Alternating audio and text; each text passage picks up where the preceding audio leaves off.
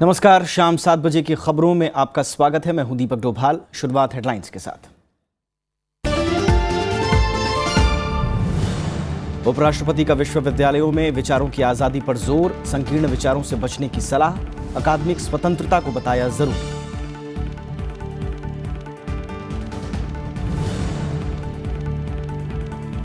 दिल्ली नगर निगम चुनावों का प्रचार तेज, बीजेपी अध्यक्ष ने लगाए केजरीवाल सरकार पर भ्रष्टाचार के आरोप।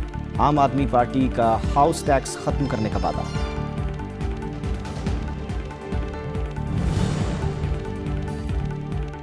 लखनऊ में समाजवादी पार्टी की राष्ट्रीय कार्यकारिणी की बैठक, हार के कारणों पर मंथन, नहीं पहुंचे मुलायम सिंह और शिवपाल यादव।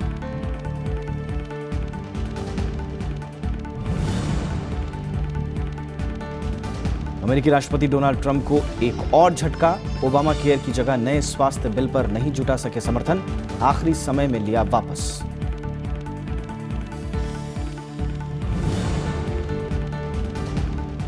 और धर्मशाला टेस्ट में ऑस्ट्रेलियाई बल्लेबाजों का निराशाजनक प्रदर्शन, स्मिथ के शतक के बावजूद 300 रन पर सिमटी पारी।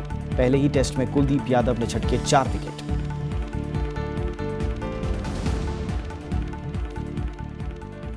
उपराष्ट्रपति मोहम्मद हामिद अंसारी ने विश्वविद्यालयों की आज़ादी और अकादमिक स्वतंत्रता को जरूरी बताया है। पंजाब विश्वविद्यालय के दीक्षांत समारोह में उपराष्ट्रपति ने कहा कि उच्च शिक्षण संस्थान महज नौकरी हासिल करने का जरिया नहीं होना चाहिए। उन्होंने तकनीकी शोध के साथ सामाजिक क्षेत्र से जुड़े रिसर्च को भी जरूरी बताया। उपराष्ट्रपति ने हाल ही में देश के कुछ विश्वविद्यालयों में बिगड़े माहौल पर चिंता भी जताई। उपराष्ट्रपति मोहम्मद हामिद अंसारी ने पंजाब विश्वविद्यालय के 66वें दीक्षांत समारोह में विश्वविद्यालयों की आजादी पर हो रहे हमलों पर चिंता जताई। उन्होंने कहा कि विश्वविद्यालयों को संकीर्ण विचारों से चुनौती मिल रही है। उपराष्ट्रपति ने विश्वविद्यालयों को मुक्त स्थान बताया और इसकी रक्षा की जरूरत बताई। उपराष्ट्रपति का मानना है कि विश्वविद्यालयों में छात्रों को स्वच्छ माहौल मिलना चाहिए। In a period of rampant distrust of matters intellectual, there is an imperative need to defend the universities as free spaces, as independent, critical repositories of knowledge, and as sources of renewal of liberal values that provide avenues of social mobility and equality to people. उपराष्ट्रपति ने अकादमिक स्वतंत्रता को विश्वविद्यालय की नींव बताया। उन्होंने कहा कि मौजूदा हालात में इस पर सवाल उठ रहे हैं और इसे लेकर भ्रम है कि विश्वविद्यालयों को क्या करना चाहिए और क्या नहीं करना चाहिए। उन्होंने विभिन्न विचारों को बढ़ावा देकर अकादमिक स्वतंत्रता की हिफाजत पर जोर दिया। The ideas, no matter how uncomfortable or disturbing to the accepted status quo, can and must be challenged, modified or even discarded on their merit, but may never be muted or suppressed. उपराष्ट्रपति ने कहा कि विश्वविद्यालय सिर्फ नौकरी दिलाने की जगह नहीं है, इसमें विषय की गहराई से पड़ताल होनी चाहिए। उन्होंने तकनीक के क्षेत्र के साथ सामाजिक शोध पर भी जोर दिया। Social research examining the dynamics and direction of political, economic and social change improves our understanding of such processes and can help identify pockets of malcontent and resentment, allowing these to be addressed before they become impediments to social harmony. उपराष्ट्रपति ने कहा कि मौजूदा दौर में वैज्ञानिक और आर्थिक बदलाव के साथ समाज को लोकतांत्रिक बनाने में भी विश्वविद्यालयों की अहम भूमिका है। उन्होंने कहा कि विश्वविद्यालय में सबको समान अवसर मिलते हैं, इसलिए इससे असमानता कम करने में मदद मिली है। Bureau report, Rajya Sabha TV.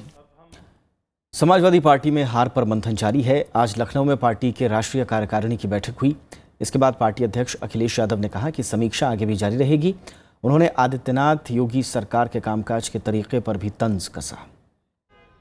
Uttar प्रदेश विधानसभा चुनाव में हार के बाद समाजवादी पार्टी के राष्ट्रीय अध्यक्ष अखिलेश यादव ने पार्टी की राष्ट्रीय कार्यकारिणी की बैठक की। बैठक में पार्टी की हार को लेकर मंथन किया गया। बैठक में पार्टी के तमाम वरिष्ठ नेता पहुंचे, लेकिन मुलायम सिंह यादव, शिवपाल यादव और आजम खान शामिल नहीं हुए। हालांकि शिवपाल यादव पार्टी की राष्ट्रीय कार्यकारिणी के सदस्य नहीं हैं। अखिलेश यादव ने कहा कि पार्टी को मजबूत करने के लिए 15 अप्रैल से राज्य भर में सदस्यता अभियान चलाया जाएगा। साथ ही 30 सितंबर से पहले राष्ट्रीय अध्यक्ष का चुनाव होगा। 15 अप्रैल से 2 महीने सदस्यता का कार्यक्रम लगातार गांव-गांव शहर में समाजवादी पार्टी चलाएगी। ज़्यादा से ज़्यादा हर वर्ग में समाजवादी पार्टी पहुंच जाए, बड़ी संख्या में कार्यकर्ताओं को शामिल कर करके ये कार्यक्रम पूरे प्रदेश और देश में चलाने का फैसला पार्टी ने लिया है, जहां जहां हमारा संगठन है वहां पर। और 30 सितंबर से पहले राष्ट्रीय अध्यक्ष का भी चुनाव हो जाएगा। अखिलेश यादव ने योगी सरकार पर एक विशेष जाति के पुलिसकर्मियों को निलंबित करने का आरोप भी लगाया। उन्होंने मुख्यमंत्री आदित्यनाथ योगी के सफाई अभियान पर कुछ इस अंदाज में चुटकी भी ली। सरकार ने अभी कोई कैबिनेट में फैसला नहीं लिया है, कोई बड़ा महत्वपूर्ण फैसला नहीं लिया, अभी तो केवल झाड़ू लग रहा है। मुझे नहीं पता था कि अधिकारी इतना अच्छा झाड़ू लगाते हैं। अगर ये जानकारी हमें होती कि अधिकारी झाड़ू लगाते हैं बहुत अच्छा, तो झाड़ू बहुत लगवाया जाता उनसे।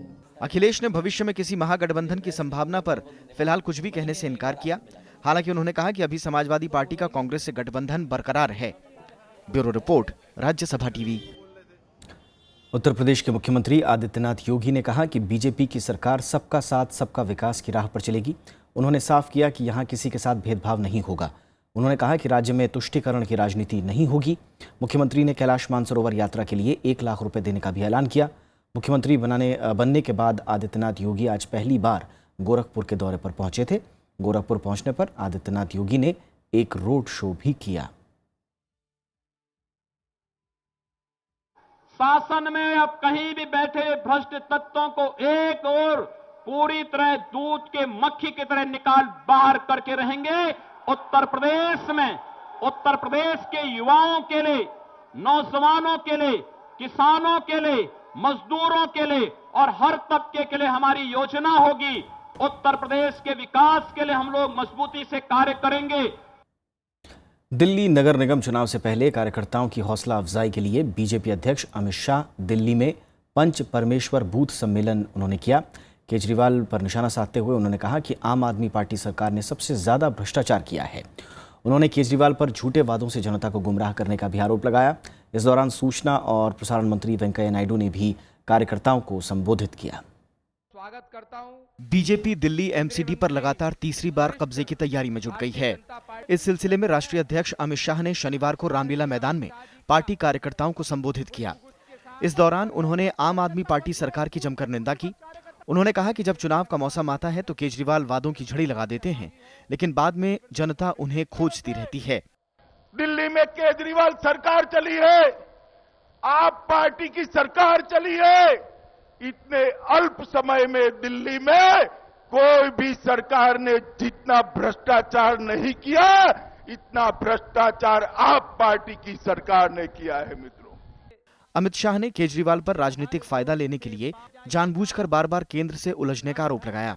उन्होंने कहा कि केजरीवाल अपने दागी विधायकों को बचाने में जुटे हुए हैं। दिल्ली की जनता को जवाब देना चाहिए। केजरीवाल ने जरा भी शर्म बची है तो आप पार्टी की सरकार के द्वारा जो भ्रष्टाचार हुआ है उसकी न्यायिक जांच कराने के लिए उन्होंने घोषणा करनी चाहिए। मित्रों, फिर बाद में गए गोवा, वहां कुछ बनाने के लिए, क्या हुआ आपने देखा। और उसके बाद भाई पंजाब गया, पंजाब में भी क्या हुआ आपको आपने देखा। आने वाले दिनों में गुजरात में भी जाएंगे, वही होंगे। उनको बताइए भाई आप देश भर में ऐसा घूमते रहो, गोवा जाओ, पंजाब जाओ, दिल्ली छोड़ दो। यही मैसेज लोगों को देना पड़ेगा। दिल्ली के 3 नगर निगमों में कुल 272 वार्ड हैं, जिन पर 23 अप्रैल को वोट डाले जाएंगे। वोटों की गिनती 26 अप्रैल को होगी। विशाल दहिया, राज्यसभा टीवी। दिल्ली के मुख्यमंत्री अरविंद केजरीवाल ने नगर निगम चुनाव से पहले कई बड़े वादे किए हैं। केजरीवाल ने एमसीडी चुनाव जीतने पर हाउस टैक्स माफ करने का ऐलान किया। अनुमान के मुताबिक दिल्ली में करीब 600 करोड़ रुपए सालाना का रेजिडेंशियल हाउस टैक्स आता है। इसके साथ ही केजरीवाल ने एमसीडी को कर्ज से बाहर निकालने और कर्मचारियों को वक्त पर वेतन देने की बात कही। केजरीवाल ने कहा कि उनकी पार्टी 1 साल के भीतर नगर निगम को घाटे से उबार कर दिखाएगी और हर महीने 7 तारीख को नगर निगम के कर्मचारियों को सैलरी मिल जाया करेगी। केजरीवाल ने टैक्स चोरी करने वाले पार्षदों पर कार्रवाई की बात करते हुए कहा कि एमसीडी के अकाउंट से साफ है कि दिल्ली के लोग जितना टैक्स देते हैं वो सब चोरी हो रहा है। दिल्ली नगर निगम के अंदर आम आदमी पार्टी की सरकार बनेगी तो नगर निगम में जो रेजिडेंशियल हाउस टैक्स है, घरों के ऊपर जो हाउस टैक्स लगता है, कॉमर्शियल और इंडस्ट्रियल नहीं, रेजिडेंशियल हाउस टैक्स खत्म कर दिया जाएगा दिल्ली में। महाराष्ट्र में डॉक्टरों की हड़ताल खत्म होने से मरीजों ने राहत की सांस ली है। 4000 से ज्यादा डॉक्टर 5 दिन बाद आज काम पर लौटे। सरकार की ओर से सुरक्षा मुहैया कराने का आश्वासन मिलने के बाद हड़ताल टूट गई। अस्पतालों में सीसीटीवी समेत दूसरे सुरक्षा उपायों का इंतजाम करने के आदेश दिए गए हैं। दिल्ली, हैदराबाद समेत देश के कई हिस्सों में महाराष्ट्र के डॉक्टर्स के समर्थन में हड़ताल की गई थी, जिसका सीधा असर मरीजों पर पड़ा। Medical education minister Girish Mahajan ji, इनसे मीटिंग हुई। उन्होंने हमारी जो भी डिमांड थी, जो भी हमारा एजेंडा था, वो सारी डिमांड एक्सेप्ट कर लिया है। ऑलरेडी सभी कॉलेज को इन्फॉर्म कर दिया गया है कि they should join their duties with immediate effects. केंद्र सरकार ने ग्रेटर नागालैंड के गठन की खबरों को खारिज किया है। गृह मंत्रालय की ओर से कहा गया है कि अभी इस पर कोई फैसला नहीं लिया गया है। मंत्रालय के मुताबिक इस तरह की खबरें पूरी तरह से गलत हैं। हाल ही में उग्रवादी संगठन NSCN-IM के महासचिव थुइंगालेंग मुइवा ने इस मामले पर सरकार के साथ समझौते की बात कही थी। उन्होंने कहा था कि 3 अगस्त 2015 को प्रधानमंत्री नरेंद्र मोदी और गृहमंत्री राजनाथ सिंह की मौजूदगी में समझौते पर दस्तखत किए गए थे। दिल्ली के मुख्यमंत्री अरविंद केजरीवाल के खिलाफ आपराधिक मानहानि मामले में आज आरोप तय कर दिए गए। वित्त मंत्री अरुण जेटली की ओर से दायर इस मामले में आम आदमी पार्टी के 5 नेता भी आरोपी हैं। इनमें आशुतोष कुमार विश्वास, संजय सिंह, राघव चड्ढा और दीपक वाजपेयी शामिल हैं। केजरीवाल समेत 6 आरोपियों ने खुद को निर्दोष बताया। इसके बाद अदालत ने आरोप तय करने का फैसला किया। इसी के साथ मामले की सुनवाई भी शुरू हो गई है। ये मामला DDCA विवाद से जुड़ा हुआ है।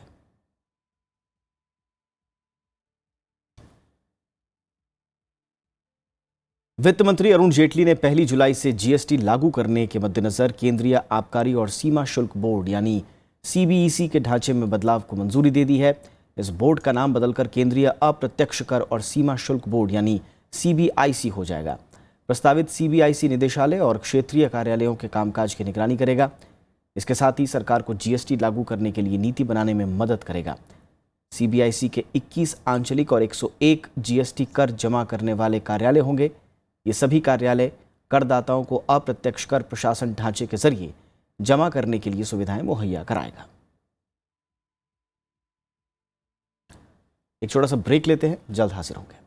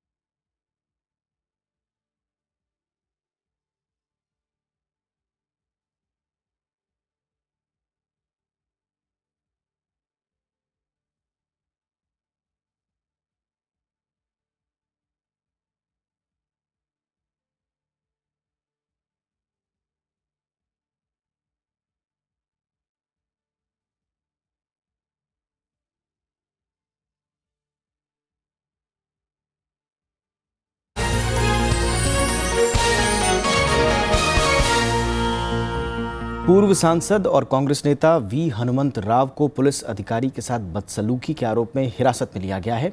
हनुमंत अपने खिलाफ मुकदमे के विरोध में प्रदर्शन कर रहे थे। इसी दौरान उन्हें हिरासत में ले लिया गया।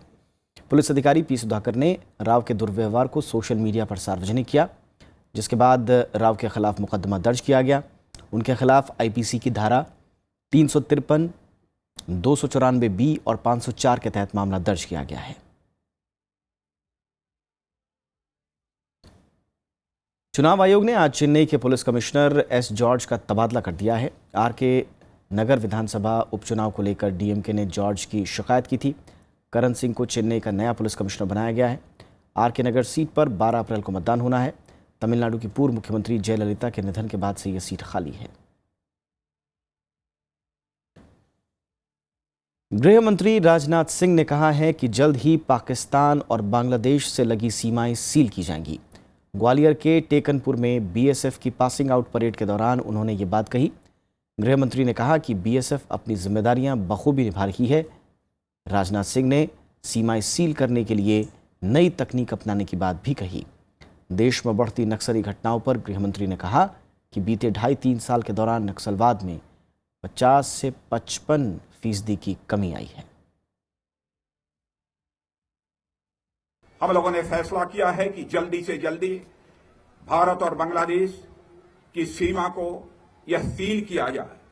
और मैं जानता हूं इस काम में भी कई मुश्किलें आ रही हैं। कहीं पर पहाड़ है, कहीं जंगल है, कहीं पर रिवराइन एरिया है। फिर भी हम लोगों ने फैसला किया है, भले ही हमको टेक्नोलॉजिकल सॉल्यूशंस का सहारा लेना पड़े, लेकिन हम इस सीमा को पूरी तरह से सील करेंगे। म्यांमार की तरफ से भारतीय सीमा का बार बार अतिक्रमण किया जा रहा है, लेकिन मित्रता की वजह से सरकार इस पर ध्यान नहीं दे रही।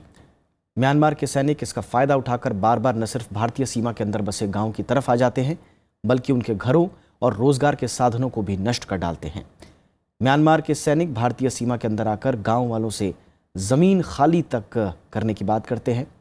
इस मामले पर देखिए राज्यसभा टीवी की यह खास रिपोर्ट। ये टूटे फूटे अवशेष मणिपुर के हाउलेन फाई गांव के हैं। यहाँ पहले एक आरा मशीन हुआ करती थी जो लकड़ी काटने का काम करती थी, और ये गांव के लोगों के स्थानीय रोजगार का एक बड़ा साधन था। 3 मार्च को जब पूरा मणिपुर चुनाव में व्यस्त था तो म्यांमार के सैनिक आए, इस आरा मशीन को तहस नहस कर दिया। वे मशीन भी उखाड़कर म्यांमार ले गए।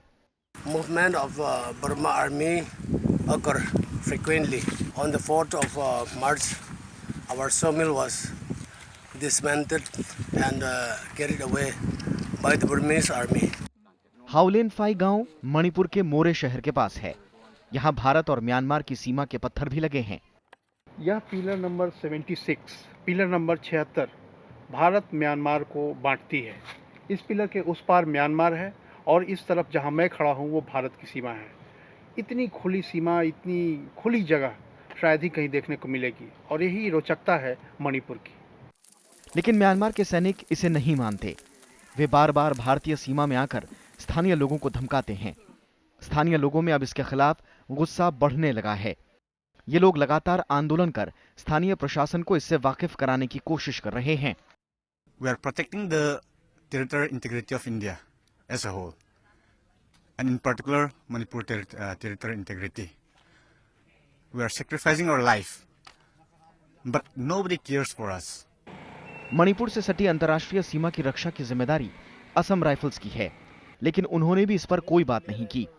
विदेश मंत्रालय से जब इस बारे में पूछा गया तो वो भी सुरक्षा एजेंसियों के मत्थे डालकर मौन हो गए। I think some of the aspects that you mentioned are more appropriately dealt with agencies outside this ministry, security agencies, etc., and other agencies which are on the border.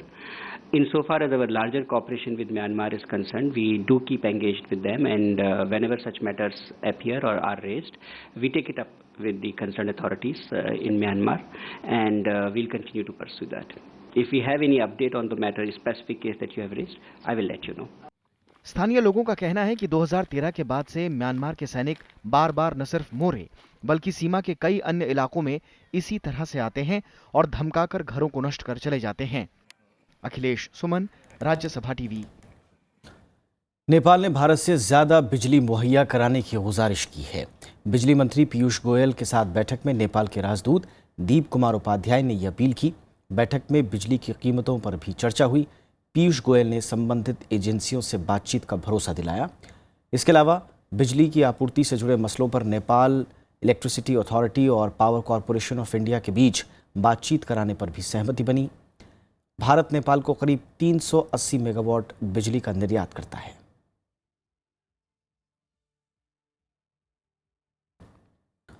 Bharat और अमेरिका ने दक्षिण एशिया में समुद्री सुरक्षा और आतंकवाद निरोधक उपायों समेत अपने द्विपक्षीय रक्षा सहयोग की समीक्षा की है।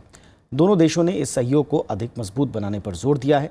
राष्ट्रीय सुरक्षा सलाहकार अजीत डोभाल ने अमेरिकी रक्षा मुख्यालय पेंटागन में अमेरिकी रक्षा मंत्री जिम मैटिस से शुक्रवार को मुलाकात की। इस दौरान दोनों के बीच भारत अमेरिकी रक्षा सहयोग पर विस्तार से बातचीत हुई। पेंटागन के प्रवक्ता कैप्टन जेफ डेविस ने बताया कि डोभाल और मैटिस ने भारत अमेरिकी संबंधों के महत्व और अंतर्राष्ट्रीय कानूनों और सिद्धांतों को बनाए रखने में दोनों देशों के सहयोग की भूमिका पर चर्चा की।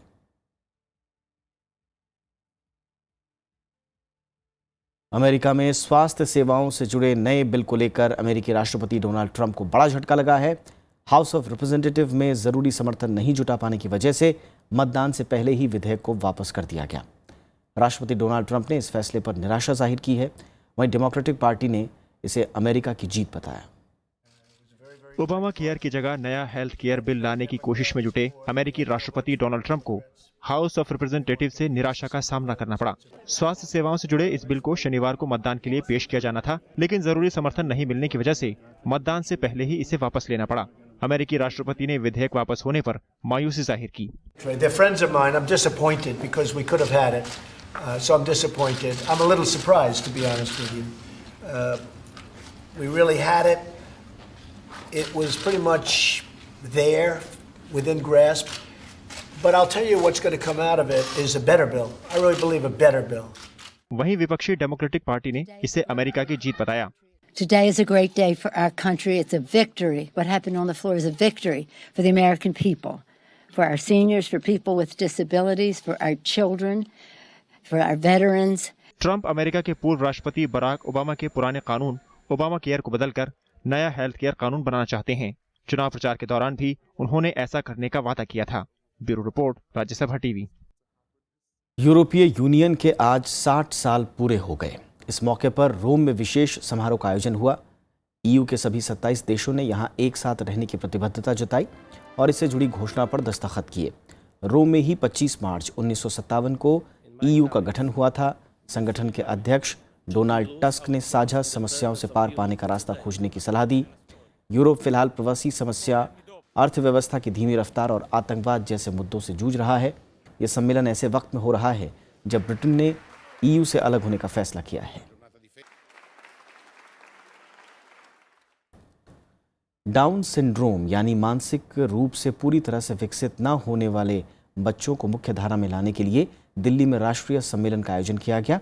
इस मौके पर सामाजिक न्याय और अधिकारिता मंत्री थावरचंद गहलोत ने कहा कि शारीरिक, मानसिक और बौद्धिक रूप से ग्रसित लोगों की मदद करना हमारी परंपरा का हिस्सा है। उन्होंने ऐसे लोगों की मदद के लिए आगे आने की अपील की। डाउन सिंड्रोम पैदाइशी या क्रोमोसोम जनित बीमारी होती है जो शारीरिक और मस्तिष्क के विकास को धीमा कर देती है।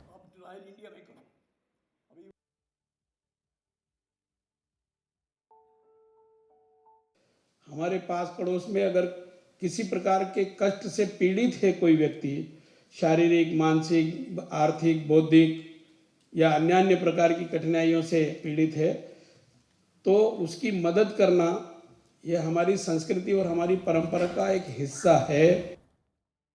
धर्मशाला में चौथे और आखिरी टेस्ट के पहले दिन भारतीय गेंदबाजों ने शानदार प्रदर्शन किया। ऑस्ट्रेलिया की पहली पारी 300 रनों पर सिमट गई। टॉस जीतकर ऑस्ट्रेलिया ने पहले बल्लेबाजी का फैसला किया। तेज गेंदबाज उमेश यादव ने सलामी बल्लेबाज रेनशॉ को बोल्ड कर ऑस्ट्रेलिया को 10 रन के स्कोर पर ही पहला झटका दिया। हालांकि दूसरे विकेट के लिए वार्नर और कप्तान स्मिथ के बीच 134 रन की साझेदारी हुई। वार्नर 56 रन बनाकर कुलदीप यादव के शिकार बने। अपने पहले ही मैच में चाइनामैन गेंदबाज कुलदीप यादव ने शानदार गेंदबाजी की। कुलदीप ने 4 ऑस्ट्रेलियाई बल्लेबाजों को पवेलियन की राह दिखाई। ऑस्ट्रेलियाई कप्तान स्मिथ ने टेस्ट करियर का 20वां शतक बनाया। स्मिथ 111 रन बनाकर अश्विन के शिकार बने। भारत के खिलाफ खेलते स्मिथ का ये 7वां टेस्ट शतक है। उमेश यादव ने 2, जबकि भुवनेश्वर कुमार, अश्विन और जडेजा ने 1-1 विकेट चटके। कंधे में चोट की वजह से भारतीय कप्तान विराट कोहली इस मैच में नहीं खेल रहे हैं और अजिंक्य रहाणे टीम की कप्तानी कर रहे हैं। धर्मशाला में खेला जा रहा आखिरी टेस्ट सीरीज के लिए निर्णायक साबित होगा और भारत और ऑस्ट्रेलिया सीरीज में 1-1 की बराबरी पर है।